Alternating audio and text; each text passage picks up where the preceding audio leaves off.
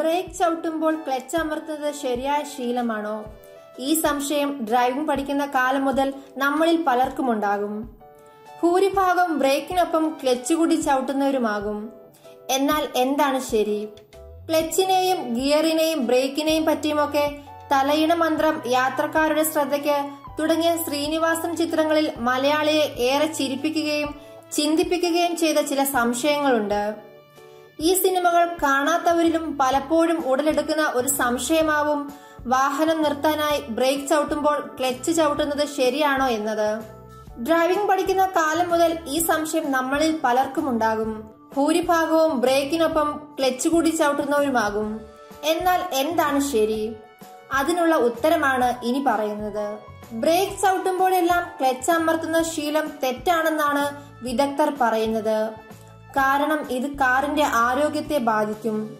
എപ്പോഴും ബ്രേക്ക് ചവിട്ടുമ്പോൾ തന്നെ clutch അമർത്തുന്നത് clutch ബെയറിംഗിനെ തകരാറിലാക്കും. ക്ലച്ചും gear ബോക്സും എളുപ്പം കേടാകുന്നതിന് ഇതും ഇടയാകും.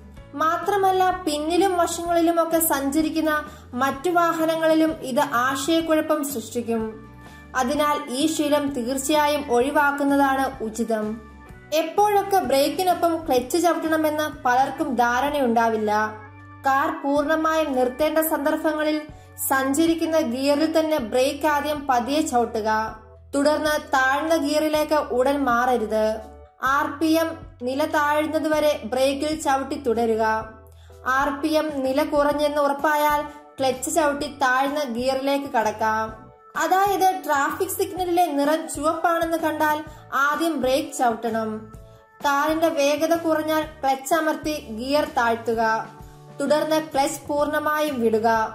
വീണ്ടും ബ്രേക്ക് ചവിട്ടുക. തുടർന്ന് കാർ പൂർണ്ണമായും നിശ്ചലമാകുന്നതിന് തൊട്ടു മുൻപ് ക്ലച്ച് അമർത്തി ന്യൂട്രൽ ഗിയറിലേക്ക് മാറുക. ഇക്കാര്യം ശ്രദ്ധിക്കുക. വാഹനം പൂർണ്ണമായി നിൽക്കുന്നതിന് തൊട്ടു മുൻപ് ക്ലച്ച് അമർത്താൻ മറക്കരുത്. കാരണം വാഹനത്തിന്റെ എഞ്ചിൻ കുത്തി നിൽക്കുന്നതിന് ഇടയാകും.